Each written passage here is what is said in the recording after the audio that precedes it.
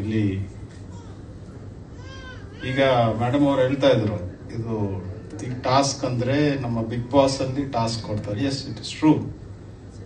But task, operation, mission ಇದೆಲ್ಲ basically uniform services ಅಲ್ಲಿ ತುಂಬ ಇರುತ್ತೆ. ಈಗ ಬಿಗ್ ಬಾಸ್ ಅವರೇನೋ ಕಾಪಿ ಮಾಡಿರ್ಬೋದು, but it is mostly in uniform services. Task ಏನಪ್ಪ, ಟಾಸ್ಕ್ ಮುಗಿಸ್ಬಿಡ್ಬೇಕು, that is a very common thing. ಇದು operation so dash dash dash, ಅದು it is very very integral part of any uniformed police ಇರಲಿ, army ಇರಲಿ, ಇದೆಲ್ಲ it is very much important. ಈಗ ಎಲ್ಲ ಇಲ್ಲಿ ತುಂಬ ನಮ್ಮ ಫ್ರೆಂಡ್ಸು ಎಲ್ಲ ಇಲ್ಲಿ ಬಂದಿದ್ದಾರೆ. ಲಹರಿ ವೇಲು, ನಮ್ಮ ಹರ್ಸ್ ಅವರು, all other very good friends. Long time we have not met. It's nice to be here. ಸಮರ್ಪಿಸ್ತಾ ಇದ್ದೀವಿ. ಇದೀಗ ವೇದಿಕೆಯಲ್ಲಿ ಅವರನ್ನ ಗೌರವಿಸುವಂತಹ ಒಂದು ಪುಟ್ಟ ಕಾರ್ಯಕ್ರಮ.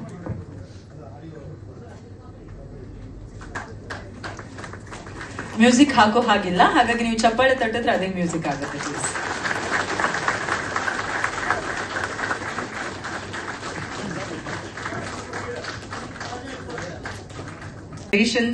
ಪೆಂಟಗಾನ್ ನಂತರ ಇದೀಗ ಟಾಸ್ಕ್ ನಲ್ಲಿ ಒಂದು ಒಳ್ಳೆ ಪಾತ್ರವನ್ನ ನಿಮ್ಗೆ ಕೊಟ್ಟಿದ್ದಾರೆ. ಇಬ್ರು ಜೊತೆಯಾಗಿ ಕಾಣಿಸ್ಕೊತಾ ಇದ್ದೀರಾ. ಟಾಸ್ಕ್ ಬಗ್ಗೆ ಎಷ್ಟೆಲ್ಲ ನೀವು ರಿವೀಲ್ ಮಾಡಬಹುದು ನನಗೆ ಖಂಡಿತವಾಗಿಯೂ ಗೊತ್ತಿಲ್ಲ, ಆದ್ರೂ ಕೂಡ ಹೇಗೆ ಅನ್ನಿಸ್ತು, ಎಕ್ಸ್ಪೀರಿಯನ್ಸ್ ಹೇಗಿತ್ತು, ಹೌ ವಾಸ್ ಇಟ್? ಎಲ್ರಿಗೂ ನಮಸ್ಕಾರ. ನನ್ನ ಹೆಸರು ಸಾಗರ್ ರಾವ್. ಇದಕ್ಕೂ ಮುಂಚೆ ರಾಘು ಶಿವಮೊಗ್ಗ ಸರ್ ಡೈರೆಕ್ಷನ್ ಮಾಡಿರೋ ಪೆಂಟಗನ್ ಅಂತ ಒಂದು ಆಂಥಾಲಜಿ ಫಿಲಮ್ ಅಲ್ಲಿ ನಾನು ನಿಮ್ಮೆಲ್ರಿಗೂ ಪರಿಚಯ ಆಗಿದೆ. ನೀವೆಲ್ಲರೂ ಆಗ ತುಂಬಾ ಸಪೋರ್ಟ್ ಮಾಡಿದ್ರಿ. ಈಗ ದ ಟಾಸ್ಕ್ ಟೀಸರ್ ಲಾಂಚ್ ಆಗ್ತಿದೆ, ತುಂಬಾ ಖುಷಿ ಆಗ್ತಿದೆ. ಇದರಲ್ಲಿ ನಾನು ಹೀರೋ ಆಗಿ ಮಾಡಿದ್ದೀನಿ. ದಿ ಟಾಸ್ಕ್ ಫಿಲಮ್ ಅಲ್ಲಿ ನನ್ನ ಕ್ಯಾರೆಕ್ಟರ್ ಹೆಸರು ಬಂದು ವಿಷ್ಣು. ವಿಷ್ಣು ಕ್ಯಾರೆಕ್ಟರ್ ಬಗ್ಗೆ ಹೇಳ್ಬೇಕು ಅಂದ್ರೆ, ಅವನು ಒಬ್ಬ ಜವಾಬ್ದಾರಿ ಇರೋ ಹುಡುಗ. ಅವನ ಲೈಫ್ ಅಲ್ಲಿ ಏನೋ ಒಂದು ಅವನೇ ದುಡುಕಿ ಒಂದು ತಪ್ಪು ಮಾಡಿರ್ತಾನೆ. ಆಗ ಅವನ ಸೊಸೈಟಿಯಿಂದ ರೆಸ್ಪೆಕ್ಟ್ ಎಲ್ಲ ಕಳ್ಕೊಂಡಿರ್ತಾನೆ. ಸೊ ಅವನು ಮತ್ತೆ ಆ ರೆಸ್ಪೆಕ್ಟ್ ನ ವಾಪಸ್ ಪಡ್ಕೊಳ್ಳೋದಕ್ಕೆ ಒಂದು ದಾರಿ ಸಿಗುತ್ತೆ. ಆಗ ಆ ದಾರಿನೇ ಒಂದು ಟಾಸ್ಕ್ ಆಗಿ ಇದ್ ಮಾಡ್ಕೊಂಡು ಅವನು ನುಗ್ತಾನೆ. Thank you so much. ಎಲ್ಲರಿಗೂ ನಮಸ್ಕಾರ. ಇವತ್ತು ನಿಮ್ ಒಂದಷ್ಟು ಟೈಮ್ ಎಲ್ಲ ಎತ್ತಿಟ್ಟು ನಮಗೋಸ್ಕರ ಎಷ್ಟು ಜನ ಸೇರಿದ್ರೆ, ಸೊ ನಿಮ್ಮೆಲ್ಲರ ಪ್ರೀತಿ ಸಪೋರ್ಟಿಗೆ ಮೊದಲನೇದಾಗಿ ಥ್ಯಾಂಕ್ ಯು ಸೋ ಮಚ್. ಈ ಒಂದು ಮೂಮೆಂಟ್ ಅಲ್ಲಿ ನಾನು ಮೊದಲನೇದಾಗಿ ದುನಿಯಾ ವಿಜಯ್ ಅಣ್ಣನ ನೆನೆಸ್ಕೊಳ್ಳೋದಕ್ಕೆ ಇಷ್ಟಪಡ್ತೀನಿ. ಯಾಕಂದ್ರೆ ನನಗೆ ಮೂವಿಗಳಿಗೋಸ್ಕರ ನಾನು ಅವಕಾಶಗಳು ಹುಡುಕ್ತಿರೋ ಟೈಮಲ್ಲಿ ನನಗೆ ಸಲಗ ಅಲ್ಲಿ ಒಂದು ಸಣ್ಣ ಪಾತ್ರ ಆಗಿದ್ರು ಕೂಡ ಎಲ್ಲಾ ತರ ಭಾವನೆಗಳನ್ನ ತೋರಿಸುವಂತ ಒಂದು ಪಾತ್ರ ಆಗಿತ್ತದು. ಸೊ ಆ ಪಾತ್ರ ಕೊಟ್ರು. ಆ ನಂತರ ಭೀಮಾ ಅಲ್ಲಿ ನೀವೇನೀಗ AVL ನೋಡಿದ್ರಿ, MLA ಮಗ ಪಾತ್ರ ನಾನು ಏನ್ ಮಾಡಿದ್ದೀನಿ ಅಂತ ಒಂದು ಅದ್ಭುತವಾದ ಪಾತ್ರ ನನಗೆ ಕೊಟ್ಟಿದ್ದಕ್ಕೆ ಅವ್ರು ಕೊಟ್ಟಿರ್ಲಿಲ್ಲ ಅಂತ ಹೇಳಿದ್ರೆ ಪ್ರಾಬಬ್ಲಿ ನಾನು ಇಲ್ಲಿಗೆ ಬಂದು ಈ ಸ್ಟೇಜ್ ಮುಂದೆ ಮಾತಾಡ್ತಿರ್ಲಿಲ್ಲ ಅಂತ ನಾನು ಭಾವಿಸ್ತೀನಿ. ಸೊ ಮೊದಲನೇದಾಗಿ ದುನಿಯಾ ಅಣ್ಣ ಅವರಿಗೆ ತುಂಬಾ ಥ್ಯಾಂಕ್ ಯು ಹೇಳಕ್ ಇಷ್ಟಪಡ್ತೀನಿ. ಇಲ್ಲಿಂದ ಸದಾ ಚಿರಋಣಿ. ಅವರ ಬ್ಲೆಸ್ಸಿಂಗ್ಸ್ ನನ್ನ ಮೇಲೆ ಆಗಿರ್ಬೋದು ಅಥವಾ ಇಡೀ ಟಾಸ್ಕ್ ಚಿತ್ರತಂಡ ಮೇಲೆ ಇರ್ಲಿ ಅಂತ ಇಲ್ಲಿಂದ ಕೇಳ್ಕೊತೀನಿ. ಎರಡನೇದಾಗಿ ನನಗೆ ಒಂದು ಕೋವಿಡ್ ಟೈಮಲ್ಲಿ ಮೆಸೇಜ್ ಓರಿಯೆಂಟೆಡ್ ಶಾರ್ಟ್ ಫಿಲ್ಮ್ ನಾವು ಮಾಡಿದ್ವಿ. ಆಗ ರಾಘು ಸರ್ ಡೈರೆಕ್ಟ್ ಮಾಡಿದ್ರು ಅಂಡ್ ಅದ್ರಲ್ಲಿ ನಾನು ಆಕ್ಟ್ ಮಾಡಿದ್ದೆ. ಸೊ ಆಗ ರಾಘು ಸರ್ ಅವರು ನನಗೆ ಭೇಟಿಯಾಗಿ ಪರಿಚಯ ಆಗಿದ್ದು, ಅವರು ನನಗೆ ಒಂದು ಅವಕಾಶ ಮಾಡಿಕೊಟ್ಟಿದ್ರು ಆಗನೇ ಶಾರ್ಟ್ ಫಿಲ್ಮ್ ಅಲ್ಲಿ ಮಾಡೋದಕ್ಕೆ. ಆ ನಂತರ ಭೀಮಾ ಆದ್ಮೇಲೆ ಇನ್ನೊಂದ್ಸಲ ಈ ತರ ಒಂದು ವೆರಿ ಇಂಪಾರ್ಟೆಂಟ್ ಕ್ಯಾರೆಕ್ಟರ್ಗೆ ಅಥವಾ ಮೇನ್ ಲೀಡ್ ಆಗಿ ನನ್ನ ಕಾಸ್ಟ್ ಮಾಡಿದ್ದಕ್ಕೆ ರಾಘು ಸರ್ಗೆ ಥ್ಯಾಂಕ್ ಯು ಹೇಳೋದಕ್ಕೆ ಇಷ್ಟಪಡ್ತೀನಿ. ಅಂಡ್ ಆ ನಂತರ ನಮ್ಮ producers Vijay Kumar sir, Babu sir and Ramanna sir, ನೀವು ಇಲ್ದಿರ ಈ ಫಿಲಮ್ ಇಲ್ಲ. So thank you so much. ನಿಮ್ಮೆಲ್ಲರ ಪ್ರೀತಿ ಅಂಡ್ ಸಪೋರ್ಟ್ಗೆ, ನೀವು ಸಪೋರ್ಟ್ ಮಾಡಿದ್ರೆ ಎಲ್ಲರಿಗೂ ಬರ್ತಿರ್ಲಿಲ್ಲ. ಅಂಡ್ ನನ್ನೊಟ್ಟಿಗೆ ಆಕ್ಟ್ ಮಾಡಿದಂತ ಸಾಗರ್ ಅವ್ರಿಗೆ ಥ್ಯಾಂಕ್ ಯು. ಬಿಕಾಸ್ ಇಬ್ರು ನ್ಯೂ ಕಮರ್ಸ್ ಆಗಿರೋದ್ರಿಂದ ಸಾಕಷ್ಟು ಸಲ ನಮಗೆ ಕೆಲವೊಂದು ಸೀನ್ಗಳಲ್ಲಿ ಕೆಲವೊಂದು ಎಲ್ಲರಿಗೂ ಒಂದೊಂದು ಸೀನ್ಗಳು ಸ್ವಲ್ಪ ಕಷ್ಟ ತರ ಅಂತ ಅನ್ಸುತ್ತೆ. ಬಟ್ ಇವನಿಗೆ ಕಷ್ಟ ಆದಾಗ ನಾನು ಅವನಿಗೆ ಏನೋ ಒಂದು ಹೇಳ್ತಿದ್ದೆ, ನನಗೇನು ಗೊತ್ತು ಅಂತಲ್ಲ, but I use to tell him something, ಏನೋ ಒಂದು ಹೇಳ್ತಿದ್ದೆ, ಅದೇನೋ ಒಂಥರ ವರ್ಕೌಟ್ ಆಗೋದು. ಸೊ ನನಗೆ ಅದೇ ತರ ಮಾರಲ್ ಸಪೋರ್ಟ್ ಕೊಟ್ಟಿದ್ದಕ್ಕೆ ಸಾಗರ್ ಅವರಿಗೆ ಅಂಡ್ ಶ್ರೀಲಕ್ಷ್ಮಿ ಅವರಿಗೆ ಅಂಡ್ ನಾನು ಒಟ್ಟಿಗೆ ಯಾರ್ಯಾರು ಕೆಲಸ ಮಾಡಿದ್ರು ಎಲ್ಲ ಹಿರಿಯ ನಟರಿಗೆ ಎಲ್ಲರಿಗೂ ಇಲ್ಲಿಂದ ಕೈ ಮುಗಿದು ಧನ್ಯವಾದ ಹೇಳೋದಕ್ಕೆ ಇಷ್ಟಪಡ್ತೀನಿ. ಸೊ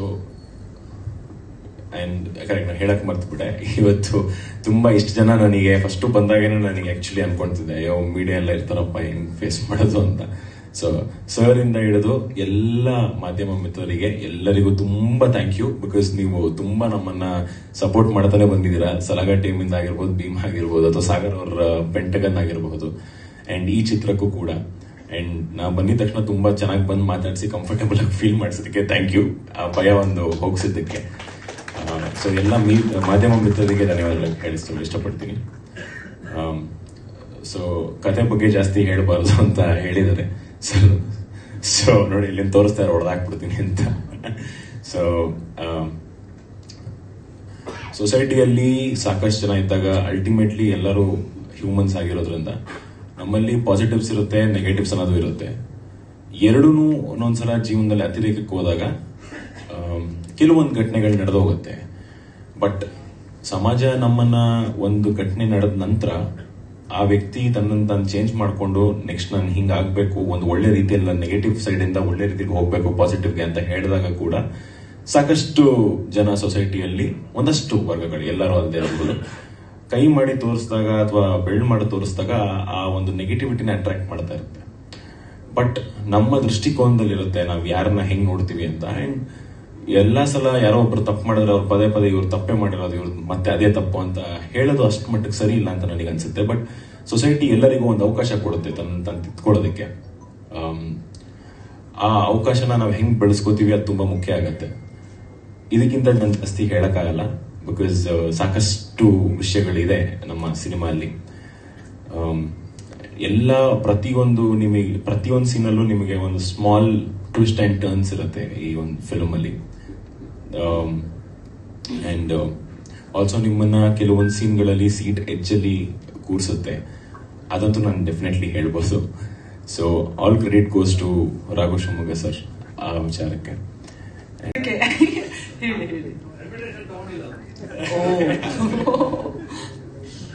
ಹೇಗ್ ನಿಮ್ ಸಿನಿ ಜರ್ನಿಗೆ ಹೆಲ್ಪ್ ಮಾಡಿದ್ರು ಸರ್ ಅಂತ? ನನಗೆ ತುಂಬಾ ಸಪೋರ್ಟ್ ಮಾಡಿದ್ರು. ಎಲ್ಲಿ ತುಂಬಾ ಇದೆ ಹೇಳೋದಕ್ಕೆ, ಅಷ್ಟು ಸಪೋರ್ಟ್ ಮಾಡಿದ್ದಾರೆ. ರಾಜೇಶ್ ಸರ್ ಮತ್ತೆ ನಮ್ಮ ತಂದೆ ರಾಮಣ್ಣ ಸರ್, ವಿಜಯ್ ಕುಮಾರ್ ಸರ್ ಹಾಗೂ ರಾಘು ಶಿವಮೊಗ್ಗ ಸರ್, ಇಷ್ಟು ಜನ ತುಂಬಾ ಸಪೋರ್ಟ್ ಮಾಡಿದ್ದಾರೆ. ಎಲ್ಲೆಲ್ಲಿ ನಾವು ಹಿಡುತ್ತೀವಿ ಅಥವಾ ಎಲ್ಲಿ ನಮಗೆ ಕಷ್ಟ ಆಗುತ್ತೆ ಆ ಟೈಮಲ್ಲಿ ಎಲ್ಲರೂ ಮೋಟಿವೇಟ್ ಮಾಡಿದ್ದಾರೆ, ತುಂಬಾ ಎಂಕರೇಜ್ ಮಾಡಿದ್ದಾರೆ. Super super. ಒಂದು ಟ್ಯಾಲೆಂಟ್ ಅಂತ ಇದ್ದಾಗ ಸಾಕಷ್ಟು ನಿದರ್ಶನಗಳಿವೆ. ನನಗೆ ಆಕ್ಟರ್ ಆಗಬೇಕು ಅಂದಾಗ ಸಪೋರ್ಟ್ ಮಾಡೋದಕ್ಕಿಂತ ಜಾಸ್ತಿ ಜನ ಅಯ್ಯೋ ನೀನ್ ಮಾಡ್ಬೇಡ ಅದು ಅಂತ ಹೇಳೋರೆ ಜಾಸ್ತಿ. ಬಟ್ ಆ ವಿಚಾರಕ್ಕೆ ಐ ಆಮ್ ವೆರಿ ಗ್ರೇಟ್ಫುಲ್ ನಮ್ಮ ತಂದೆಯವರಿಗೆ. ಬಿಕಾಸ್ ಅವ್ರು ಯಾವತ್ತು ನೀನ್ ಮಾಡ್ಬೇಡ ಅಂತ ಹೇಳಿಲ್ಲ, ಎಜುಕೇಶನ್ ಕಂಪ್ಲೀಟ್ ಮಾಡ್ಕೊಂಡು ಮಾಡು ಅಂತ ಹೇಳಿದ್ರು. ಅಂಡ್ ಆಗ ಸ್ಕೂಲಿಂದ ನಾನು ಏನು ಫಸ್ಟ್ 10th ಅಲ್ಲಿರುವಾಗ ನಾಟಕ ಮಾಡಿದೆ ಅಥವಾ ನಾನು ಫ್ಯಾನ್ಸಿ ಡ್ರೆಸ್ ಅಲ್ಲಿ ಇದು ಮಾಡಿದ್ರೆ ಡ್ಯಾನ್ಸ್ ಮಾಡಿದೆ, ಆಗಿಂದ ಇವತ್ತವರೆಗೂ ತುಂಬಾ ಸಪೋರ್ಟ್ ಮಾಡ್ತಾ ಇದ್ದಾರೆ.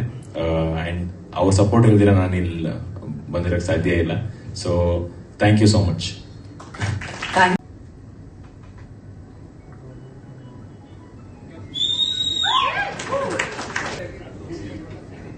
ದಿ ಟಾಸ್ಕ್ ಟೀಸರ್ ತುಂಬಾ ಚೆನ್ನಾಗಿ ಮೂಡ್ ಬಂದಿದೆ.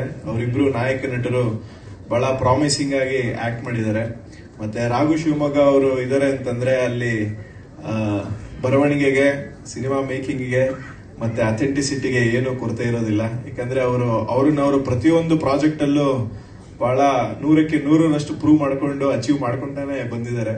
ಮತ್ತೆ ಅದ್ರ ಜೊತೆ ಇಬ್ರು ಯಂಗ್ಸ್ಟರ್ಸ್ ಸೇರಿದಾಗ ಇಬ್ರು ಬಹಳಷ್ಟು ಝೀಲ್ ಇರುವಂತ ಯಂಗ್ಸ್ಟರ್ಸ್ ಅಂತ ಸಿನಿಮಾದ ಪ್ರತಿಯೊಂದು ಫ್ರೇಮ್ ನೋಡಿದ್ರೆ ಗೊತ್ತಾಗುತ್ತೆ.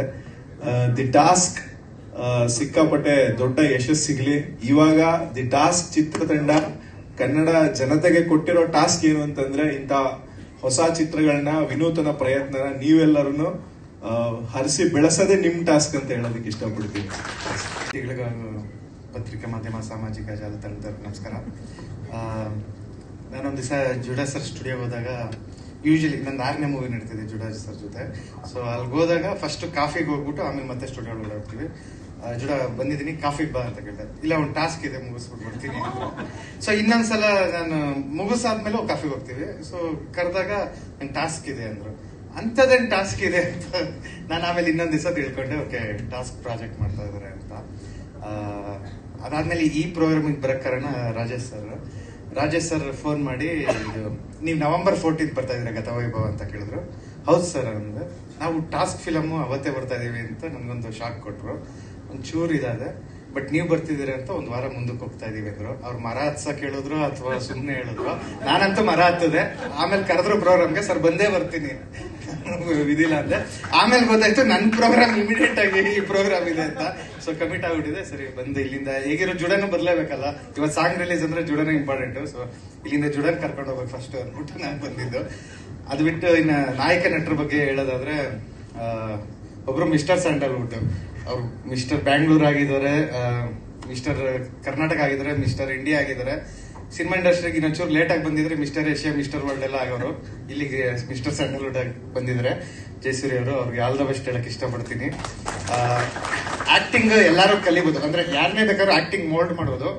ಬಟ್ ಕೆಲವ್ರಿಗೆ ಮಾತ್ರ ದೇವರು ಇನ್ಬಿಲ್ಟ್ ಸ್ಪೀಕರ್ ಆಗಿ ಕಳಿಸ್ತಾನೆ. ಸೊ ನಿಮ್ಗೂ ಅಂತದ್ರಲ್ಲಂತೂ ನಿಮ್ ವಾಯ್ಸ್ ಸೂಪರ್ ಆಗಿದೆ.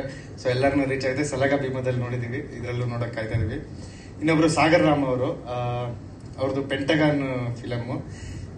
ರಘು ಸರ್ ಬೇಜಾರಾಗ್ಬಿಡಿ, ಫಿಲಮ್ ಎಷ್ಟು ಜನ ನೋಡಿದ್ರೆ ಇಲ್ಲೋ ಗೊತ್ತಿಲ್ಲ, ಬಟ್ ನಿಮ್ ವಿಡಿಯೋಸ್ ಎಲ್ಲರೂ ನೋಡಿದ್ದಾರೆ. ಸೊ ನೀವೆಲ್ಲರಿಗೂ ರೀಚ್ ಆಗಿರೋ ನೀವು ಸಾಗರ್ ಅವರು.